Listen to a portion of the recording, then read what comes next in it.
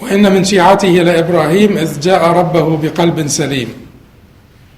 All of this will not really, all of our troubles will not be fixed unless we have a sound heart. And unless we talk more about, hearts and the purification of hearts, all of our legal talk, and it will be drowned by our self-centeredness, by our egotism. The ego will veil your heart and veil your mind. النفس والعقل والقلب. So in nafs can basically grow to cover your heart first, and then it grows even larger to cover your mind.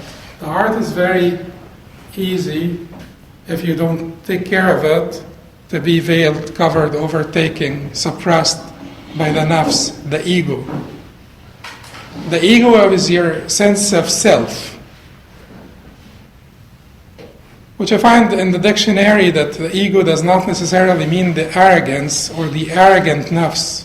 It just means the nafs, right?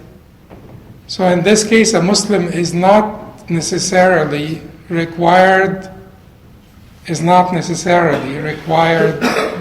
starve his ego. But he is required to put it on a strict diet, not starve it. Because of the sense of the self does not need to be completely crushed. The Prophet ﷺ said, إن الله جميل يحب الجمال الكبر بطر الحق وغمط الناس. When a man came to the Prophet ﷺ and said to him, إن الرجل يحب أن يكون نعله حسنا وثوبه حسنا. Every man likes his garment and his shoes to look good. And the Prophet ﷺ said to him, Allah is beautiful and He loves beauty. Al-kibr, arrogance here, is batar al-haqqi wa ghamtu al-nas. And batar al-haqq wa ghamtu al-nas is to be biased against the truth, or to reject the truth, and to despise people. And not take their advice or not take the truth coming from them because you despise them, because you belittle them, because you think that you're better than them. So the ego in the sense of self does not need to be completely crushed. Like if you want to look good, that is part of your ego. That is part of your sense of self. Otherwise you would not necessarily want to look good.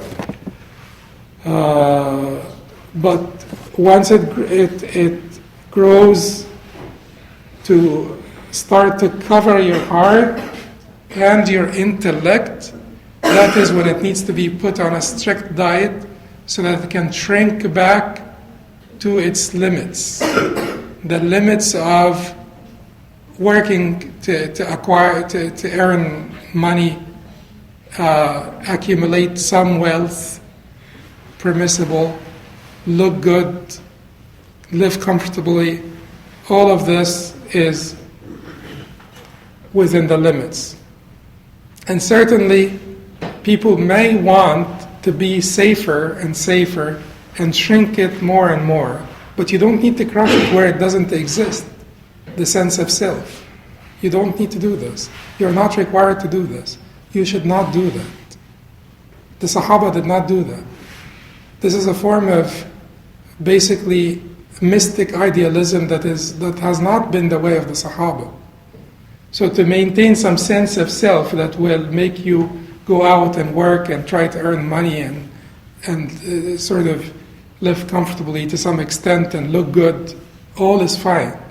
Once it grows beyond this and starts to cover your intellect and your heart, so now you're being biased. You have aversion to the truth because of your ego. You don't have a prompt acceptance of the truth because of your ego. someone comes and talks to you and you like about anything that causes you some level of discomfort, and you reject it.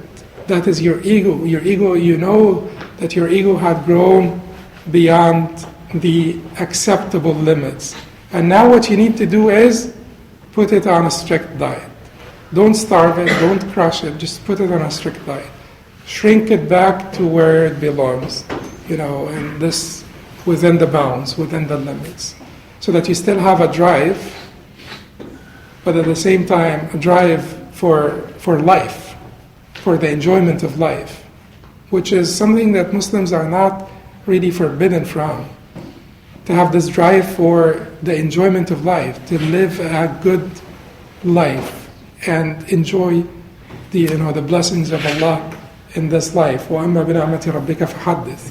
So Muslims are not forbidden from this. But the ego, most of us, and this is not just most of us, I don't know who escapes from this. But nowadays, we're just made of ego, where there is very little heart, there is very little intellect. The intellect works only if it is working along with the ego, not against it. The heart is working only when it is going along with the ego, not against it. The heart and the intellect rarely, randomly, every once in a while, someone's heart will sort of bloom, or intellect, and fights their ego and stops their ego. So for most of us, we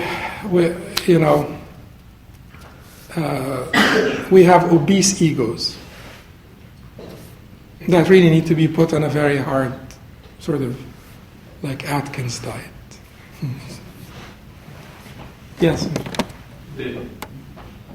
And all of the legal discussion will be pointless if people have not basically rectified their hearts and purified their hearts. Because at the end of the day, جاء ربه بقلب سليم. He came to his Lord with a heart that is sound. If he does not come to his Lord with a heart that is sound, no matter how much he knows, no matter how wise he is, it's not going to make any difference. It's not going to save him. So it's time to start the walk. He said, إِنِّي ذَاهِبٌ إِلَى رَبِّي سَيَهْدِينَ. I am going to my Lord, He will surely guide me. So it's time to start that journey. ذَاهِبٌ إِلَى رَبِّي. I am going to my Lord. He did not mean I am ذَاهِبٌ to my Rabbi with my feet, right? With my heart. I am going to my Lord. So the journey is a journey of the spirit, a journey of the heart.